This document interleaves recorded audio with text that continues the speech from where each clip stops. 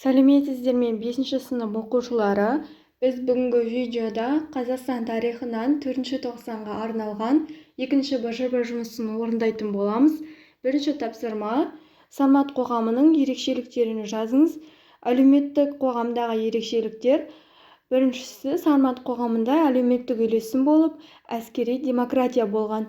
Тайпадағы барлық мәселелерді ру, тайпа қатысуымен ақсақалдар мен көсемдер шешкен.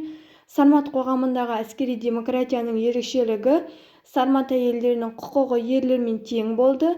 Ерлермен қатар әйелдер де жорыққа аттанды. Бұған әйелдердің зираттарынан жауынгерлік қарулардың табылуы дәлел бола алады.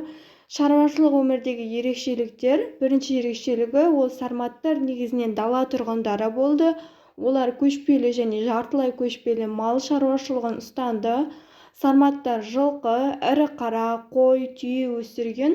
Сонымен қатар егіншілікпен айналысып, жабайы аңдар мен құстарды аулап, аңшылықты да кәсіп етті.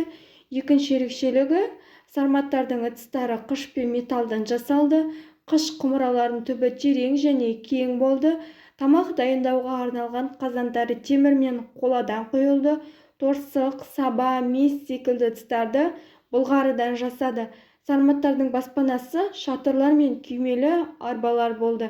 Келесі екінші тапсырма: сарматтармен қарым-қатынас жасаған мемлекеттерді жазыңыз. Бірінші мемлекет Босфор мемлекеті, екінші мемлекет Орталық Азия мен Хорезм, үшінші мемлекет Сырдария бойы сақтары. Осымен БЖБ тапсырмасы аяқталды. Каналға тіркеліп, видеоға лайк басып, видеоны достарыңызбен бөлісе кетіңіздер.